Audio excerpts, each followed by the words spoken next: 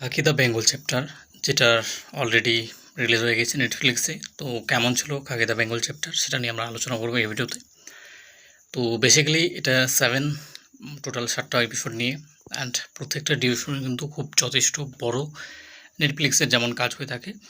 তো এটা নীরজ পান্ডের লেখা, এবং এটা ডিরেক্ট করেছেন দেবাত্ম মণ্ডল এবং তুষারকান্তি।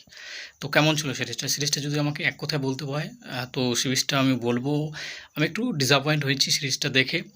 আমার সিরিজটা যদি বলতে হয় যে এটা ঠিকঠাক মনে হয়েছে, বাট এক্সপেকটেশন যদি বলি সেটা কিন্তু অনেকটা বেশি ছিল সিরিজটা থেকে।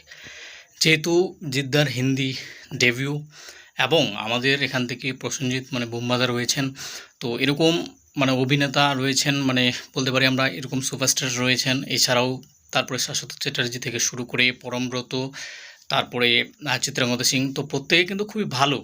আরও সব থেকে যেটা ভালো সেটা হচ্ছে শুভাশিস মুখার্জি, তিনিও কিন্তু অনেক দিন পরে বাংলা ছবিতে, আমরা তো দেখিনি সেভাবে, আর দেখতেও পাচ্ছি না তাকে, তো এখানে দেখে কিন্তু যথেষ্ট ভালো লাগছিল।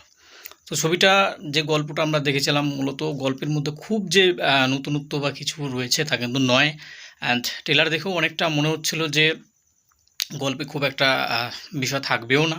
তার কারণ এই সমস্ত গল্পে কিন্তু খুবই টেমপ্লেট বেসডই এগুলো গল্প বলতে পারি আমরা, যেখানে পলিটিশিয়ানদের যেভাবে কি বলবো, পলিটিশিয়ানরা যারা কারেপ্ট লোক তাদের সঙ্গে জড়িত থাকেন, এবং কিভাবে পুলিশ তাদেরকে প্রোটেকশন দেয়, ল কিভাবে তাদের জন্য নিজের ইচ্ছা মতো তারা লকে ব্যবহার করতে পারে, সেই বিষয়টা দেখানো হয়েছে। এবং পরবর্তীতে এই লই আবার তাদের সঙ্গে কিভাবে জড়িয়ে পড়ে, সেই বিষয়গুলি মূলত এই সমস্ত সিরিজগুলো থাকে। মূলত বলতে পারি আমরা পলিটিক্যাল সিরিজ। তো এখানে আমার পজিটিভ যদি পয়েন্ট আমি কিছু বলতে হয়, তো পজিটিভ পয়েন্ট বলবো আমি, এই যে অভিনেতা যাদের কথা আমি বললাম, বাংলা থেকে এই যে অভিনেতারা রয়েছেন, ঠিক আছে, এই অভিনেতাগুলোই হচ্ছে সবথেকে প্লাস পয়েন্ট এখানে, যাদের পারফরমেন্স কিন্তু ট্রেফিক, প্রত্যেকেরই পারফরমেন্স কিন্তু খুবই ভালো। এখানে স্পেশালি আমি যদি বলি, জিদ্দাকে যেভাবে ইন্ট্রোডাকশন দেওয়া হয়েছে, আর যেভাবে তার এন্ট্রিটা আমরা যদি দেখি অনেকটা দেরিতে হয়, কিন্তু যেভাবে তাকে প্রেজেন্ট করা হয়েছে, যেভাবে মানে মিউজিকের সাথে যেভাবে প্রেজেন্টেশন যেটা ট্রেলারেই ছিল, তো সেটাই রয়েছে। তো সেটা কিন্তু খুবই ভালো লাগে। এবং পরবর্তীতে আমরা ক্যারেক্টারটা যখন দেখি, অনেকটা কিন্তু আমরা এতদিনে যত ছবি দেখেছি জিদ্দার, তার থেকে কিন্তু অনেকটাই কিন্তু হাটকে, এবং অনেকটাই কিন্তু ডিফারেন্ট ছিল। তাকে এমনি তো দেখতে খুবই ভালো, আমরা তো জানি সেটা। তো সিরিজেও কিন্তু যথেষ্ট ভালো কিন্তু কাজ করেছেন তিনি।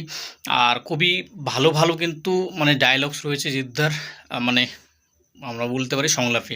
তো সেই ডায়লগগুলো কিন্তু খুবই কিন্তু ইম্প্যাক্টফুল, এবং খুব ভালো লাগে বিষয়গুলো, যেভাবে তিনি মানে জিদ্দার থ্রো করেছে, সেগুলো কিন্তু খুব ভালো। এবারে আসা যাক বুমবাদা। তো বুমবাদার পারফরমেন্স নিয়ে তো কোনো কথাই হবে না। আমার মনে হয় সবথেকে যদি হাইলাইটেড বিষয় হয় পারফরমেন্সে, তো সেটা কিন্তু বুমবাদা, আর আরেকজন যিনি হচ্ছেন শাশ্বত চ্যাটার্জি। শাশ্বত চ্যাটার্জির মানে রোলটা দেখে সত্যি আমি খুবই ডিসঅ্যাপয়েন্ট হয়েছি। আমার মনে হয় রোলটা আরও যদি এন্ড পর্যন্ত থাকতো, তাহলে কিন্তু মনে হয় একটা জমে যেত বিষয়টা। আর এখানে শাশ্বত চ্যাটার্জি হোক, তারপরে বুমবাদার যে পারফরমেন্সটা যদি কথা বলি, তো বুমবাদার যেটা বললাম যে টেরিফিক পারফরমেন্স। এবং সবথেকে খারাপ জিনিস হচ্ছে, এখানে আমি নেগেটিভ পয়েন্টে যাব, তবে পারফরমেন্স ওয়াইজ যেটুকু সময় পেয়েছে বা যেটুকু কাজ করার সময় পেয়েছে, সেটা কিন্তু খুবই ভালো। এরপরে যদি আমরা দেখি চিত্রাঙ্গদা সিং, তো তারও কাজ ডিসেন্ট, খুবই খুব যে বিশাল কিছু এখানে রয়েছে কাজ তার করার, তাও কিন্তু নয়। শুভাশিস মুখার্জি, তার পারফরমেন্স খুব ভালো। অনেক দিন পর তাকে কোনো একটা ছবি বা সিরিজে দেখছি, তো সেটা দেখে খুবই ভালো লাগছিলো। তারপরে এখানে পরমব্রত, তারও চরিত্রটা খুবই কি বলবো, টিপিক্যাল টাইপেরই, বাট ডিসেন্ট কাজ ছিল। তো এই হচ্ছে চরিত্র। অ্যান্ড এখানে যদি আমি ডায়লগস বা স্টোরি রাইটিংয়ের কথা বলি, তো স্টোরিটা ওই তো বললাম বেসিক, খুবই স্টোরি, খুব যে নতুনত্ব সেরকম কিন্তু নয়, কিন্তু অনেক কিছু চমক রয়েছে, ঠিক আছে, শেষ পর্যন্ত চমক রয়েছে, যেটা কিন্তু আমরা যে সিরিজটা যদি দেখি, তো আমাদের কিন্তু ধরে রাখতে সাহায্য করে। তো এগুলো হচ্ছে ভালো পয়েন্ট। এছাড়াও যদি বলতে হয়, তো বিজিএমের কথা যদি বলি, বিজিএমটা ভালো ছিল।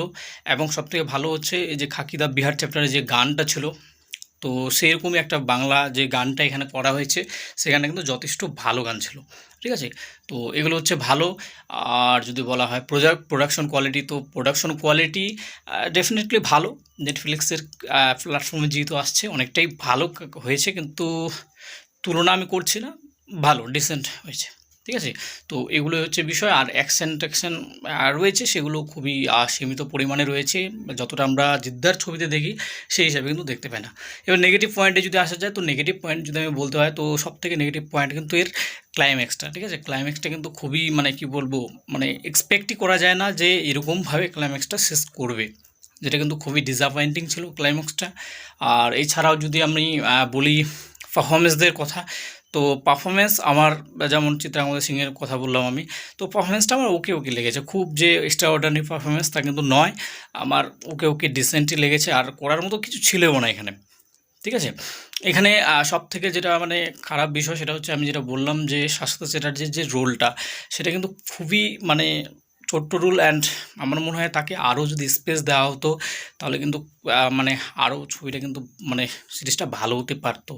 এখানে যেমন হচ্ছে ঋত্বিক ভৌমিক, তারপরে হচ্ছে আদিল বলে যে মানে একটা রয়েছেন, তো তাদের যেখানে বন্ডিংটা দেখানো হয়েছে সেটা ভালো, কিন্তু সেটা মনে হয় আরও একটু স্পেস দিলে আরও আমরা কিন্তু রিলেট করতে পারতাম চরিত্রগুলোতে, তো সেগুলোর স্পেসটা একটু কম হয়ে গেছে বলে আমার মনে হয়।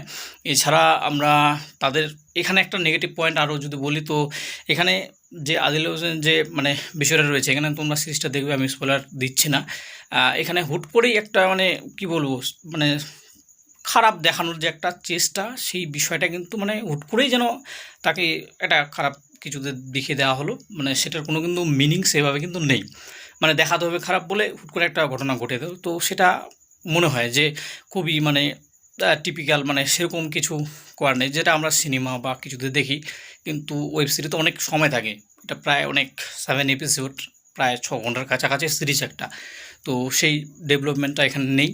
তো ওভারঅল যদি বলতে হয়, ওভারঅল ডেফিনেটলি আমি বলবো যে এটা ওভারঅল একটা ওয়ান টাইম ওয়াচেবল আমার জন্য। আমি যেটা বললাম শুরুতে যে আমি খুবই ডিসঅ্যাপয়েন্টিং হয়েছি, তার কারণ আমার প্রচণ্ড আশা ছিল, এটা নিয়ে প্রচণ্ড আশা ছিল, অনেক দিন ধরে মানে এটার অপেক্ষায় ছিলাম। আর খুবই ভালো যে আমার ভালো লাগেনি, আমার ডিসঅ্যাপয়েন্টিং মনে হয়েছে, আমার ডিসেন্ট মনে হয়েছে, সেটা আমার নিজস্ব ব্যক্তিগত। বাট আমার খুব ভালো লাগছে যে বাকি আমি যদি দেখি অন্যান্য যে মানে স্টেটগুলোতে বলি বা আমাদের গোটা ভারতের কথা বলি বা বাইরের দেশেও কিন্তু ট্রেন্ডিং করছে, এটা কিন্তু খুব ভালো জিনিস, ট্রেন্ডিং করছে, সকলে খুব পছন্দ করছে। অ্যান্ড খাকি দ্য বিহার চ্যাপ্টারে যেহেতু অলরেডি ফ্যান ফলোয়িং যথেষ্ট ছিল, তো সে কারণে কিন্তু এটা যথেষ্ট কিন্তু ভিউয়ারশিপ কিন্তু নিতে চলেছে। অ্যান্ড আশা করবো যেন আগামী দিনেও কিন্তু এরকম প্রজেক্ট জিদ্দা করে খুবই ভালো ভালো প্রজেক্ট পায়, এর মধ্য দিয়েই যেন একটা নতুন বাংলার যে ছবি, ঠিক আছে, বাংলা ছবির যে একটা গেট যেন নতুনভাবে ওপেন হয়, নেটফ্লিক্সেও যেন আমরা বাংলার অনেক কন্টেন্ট দেখতে পাই ভালো ভালো, তো সেগুলো আশা করব। আর একটা বিষয় বলে দিই, আমি এখানে হিন্দি ডাবিংয়ে আমি দেখেছি, তো হিন্দি ডাবিং কিন্তু আমরা তো জানি জিদ্দার খুবই ভালো হিন্দি ডাবিং, তো সেটা কিন্তু খুবই ভালো ছিল, প্রত্যেকেরই হিন্দি ডাবিং ভালো। একটু বাংলার যে অ্যাসেন্ট সেটা কিন্তু রয়েছে, সেটা থাকা খুবই দরকার, নাহলে কিন্তু অথেন্টিক মনে হবে না। তো সেগুলো কিন্তু সব মিলিয়ে কিন্তু ভালোই ছিল। তো আপনারা যারা দেখেছি অবশ্যই আপনারা জানাবেন। অ্যান্ড এই ছিল আমার মতামত।